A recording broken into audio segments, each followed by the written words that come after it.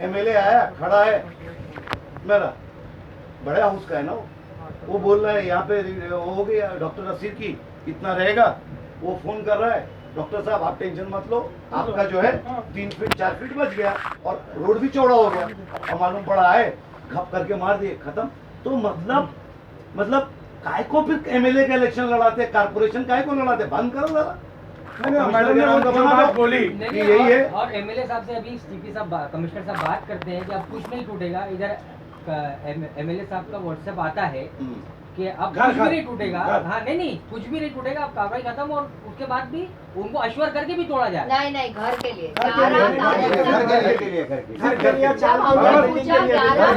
उन्होंने किया था लेकिन बंद की 10 के बाद कार्रवाई की।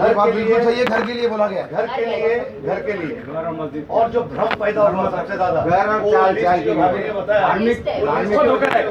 उसको हमारे लोग तो भगवा कान ले गया, तो उस पे ऊपर का पढ़ ही नहीं रहे, ऊपर का, अरे बाबा ऊपर का पढ़ ही नहीं रहे।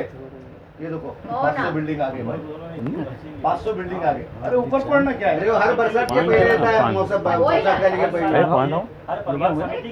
तू लेके आ जल्दी।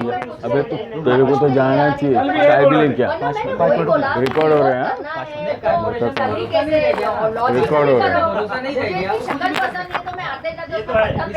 अब मेरे को एडिट करना पड़ेगा। कुछ भी बोलती कुछ भी करती। 300 बिल्डिंग के क्या हो गया आपको? सुनो ना भाभी, देंगे क्या? नहीं पब्लिक कैसा है, ये बात आपकी सही है कि कारपोरेशन ने अपना एमएलए को नगर सेवकों को लिया, और जिस तरीके से बेढंगी चाल चल रही थी भाभी, तो कहीं ना कहीं लोग जो डरे हुए थे और वो भ्रमित हो रहे थे, ये 500 की भी लिस्ट में भ्रमित हो रहे थे।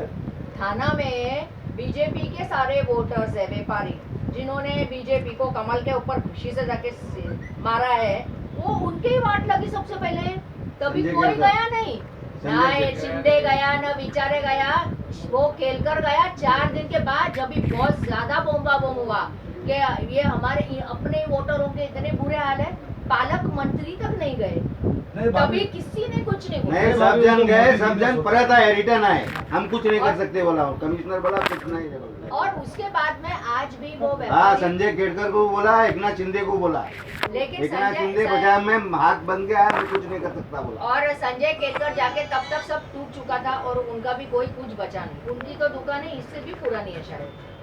तो इट्स नॉट कि यहाँ पे कोई अन्याय हुआ है, लेकिन एक बात मैं बोलती हूँ, अगर इधर कुछ भी होता, अगर बुमराह में कुछ भी होता, ये मैं ऑफ द रिकॉर्ड बोल रही हूँ, तो उसको सीधा ये लोग कम्युनल रूप दे देते, मतलब गवर्नमेंट।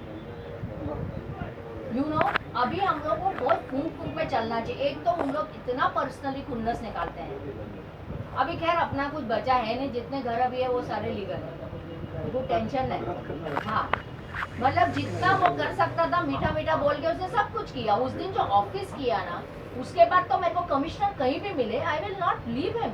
एक बात है, इज्जतदार आदमी नहीं है, सीधी सी बात, इज्जतदार आदमी नहीं है। जो आदमी देखो, जो आदमी चुने हुए प्रतिनिधि का इज्जत नहीं करता है, वो चाहे कारपोरेटर हो, चाहे जो पब्लिक की ओर से चुन के आता है, उसकी इज्जत नहीं करता।